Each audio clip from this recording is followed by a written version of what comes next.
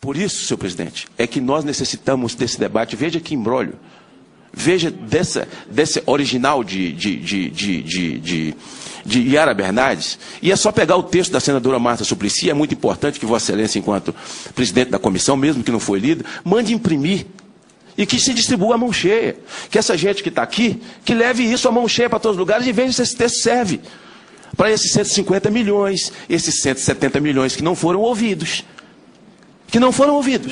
E que precisam ter sua representatividade e ser ouvidos. Eu quero parabenizar a senadora Marta por ter tirado de pauta para que a gente possa aprofundar no debate. Eu, pessoalmente, quero conversar com Vossa Excelência. Vossa Excelência, ao chegar aqui, me teve o maior respeito e me disse um dia lá na mesa que gostaria de ter uma conversa. E eu quero conversar, nós precisamos conversar, precisamos debater. Então, agradeço, senhor presidente, a oportunidade. A resolução de direitos humanos, antes do final do governo Lula, que foi escrita lá pelo nosso ex-ministro de Direitos Humanos, que decidia as coisas com meia dúzia de pessoas e falava em nome da sociedade, quando, no segundo turno das eleições, nós tivemos uma reunião com o então presidente Dilma Rousseff. Era um momento que precisava ganhar a eleição. Eu, o senador Pinheiro, Gilmar Machado, alguns líderes religiosos, a Dilma Rousseff, então ministra Dilma Rousseff, candidata a presidente da República, e ela assumiu uma série de compromissos inscritos. Inclusive os compromissos dela têm que ser debatidos, e ela tem que participar desse debate, do que ela assinou, porque se ela não cumprir o que assinou, para mim será uma grande decepção. Porque eu cruzei esse país de ponta a ponta, tentando discriminá-la, tentando discriminá-la mesmo, descriminalizá-la, onde ela foi criminalizada nas confissões religiosas, para poder ajudá-la a chegar à presidência da República. Isso para mim será uma decepção muito grande. Então nós temos documento assinado com a presidente da República, e que todos esses temas não seriam por ela sancionados.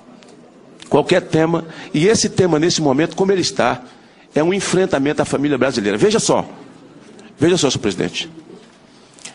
No projeto original de Yara Bernardes, se dava direitos que não está no Estatuto do Negro. O negro não tem esses direitos. Não está no Estatuto do Idoso. O idoso não tem esses direitos. Não está no Estatuto do Índio. O índio não tem esses direitos. Não está no Estatuto do Portador de Deficiência. Eles não têm esse direito. E ninguém faz opção por ser negro. Ou faz? Ninguém faz opção para ser índio? Ou faz? Ninguém faz opção para ser idoso? Ou faz? Ou alguém faz opção para ser portador de deficiência? Ou faz? Não, não faz. Então, senhor presidente, no segundo momento, muito espertamente, a ex-senadora Fátima Cleides lança a mão disso e inclui dentro dessa mesma criminalização os portadores de deficiência. Inclui nessa mesma criminalização os negros, idosos, quando nós começamos a fazer esse contra-argumento. Olha, isso não vale. Isso não é nem honesto. Isso não é nem honesto. Por isso, senhor presidente, eu acho, com todo o respeito da minha vida, a história política da senadora Marta Suplicy, com todo o respeito da minha vida, a minha colega senadora, a sua história, a sua luta para construir um país novo, diferente. Até porque quando ela estava na vida pública, e militando na vida pública, eu nem sonhava. Eu preciso respeitar mesmo, todo o meu respeito àqueles que pensam diferente de mim. A senadora Marinô, aqueles que pensam diferente de mim, com todo respeito. E com todo respeito aos homossexuais, que sempre tive. E nós não precisamos ofertá-los nada mais do que o respeito que a Constituição já manda dizer. Não? O Supremo prestou um desserviço à família do Brasil. Um desserviço. Meia dúzia de homens que em algum momento da vida eles acham que estão muito próximos de Deus, e depois deles não tem ninguém mais a recorrer. E o Supremo não é o suprassumo da verdade. Quando há interesse, se decide pelo mérito. Quando não existe, a frase é a seguinte aqui: é a casa que só decide pela constitucionalidade. O senhor se lembra da ficha limpa? Atabalhoadamente, num primeiro momento, como é que decidiram? Decidiram no mérito, buscando crimes de 50 anos atrás de pessoas para não lhes permitir mais o direito de, ainda que fosse criminoso de fato, de disputar uma eleição. Mas num segundo momento já mudaram de posição, e aí é pela constitucionalidade. Isso não quer dizer que o Supremo tenha a verdade nessa questão. É preciso ouvir a sociedade. Onde nós vamos parar? Essa não é a verdade que é um debate de evangélicos contra homossexuais. Isso é nefasto, até criminoso falar isso. Não há e não temos a necessidade de fazer qualquer enfrentamento discriminatório com relação às pessoas. Mas é preciso ouvir uma sociedade, senhor presidente, que não foi ouvida. E é por isso que nós estamos entrando com requerimento.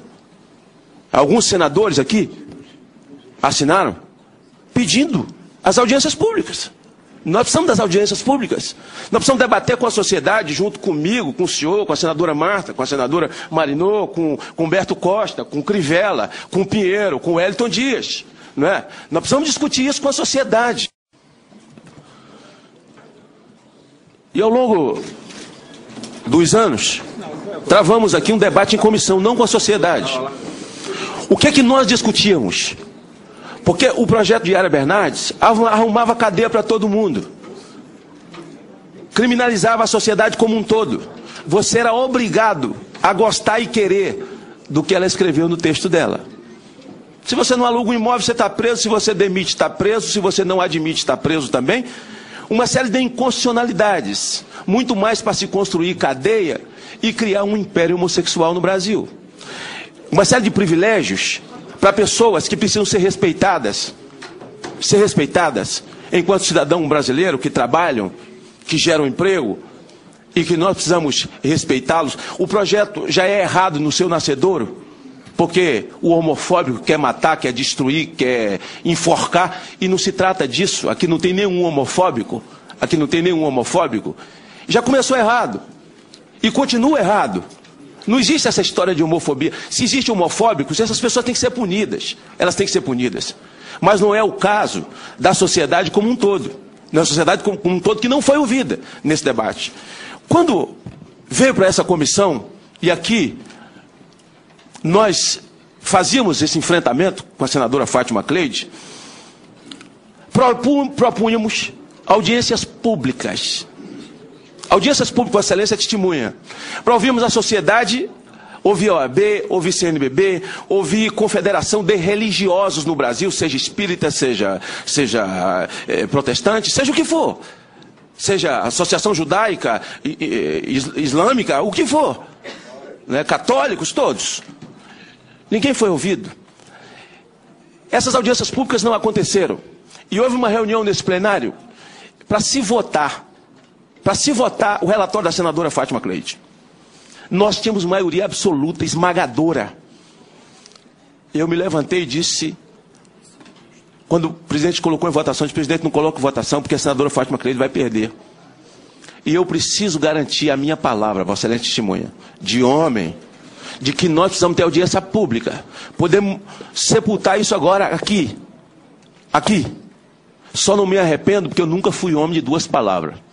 E nós havíamos concordado nas audiências públicas. Audiências públicas que nós precisamos ter antes de votar esse projeto. Nós precisamos ouvir a OAB, nós precisamos ouvir a sociedade islâmica, nós precisamos ouvir os católicos, nós precisamos ouvir evangélicos, nós precisamos ouvir militares, nós precisamos ouvir todo mundo. Homossexuais, precisamos ouvir todo mundo. Os assumidos, os não assumidos. Fazer um debate pleno.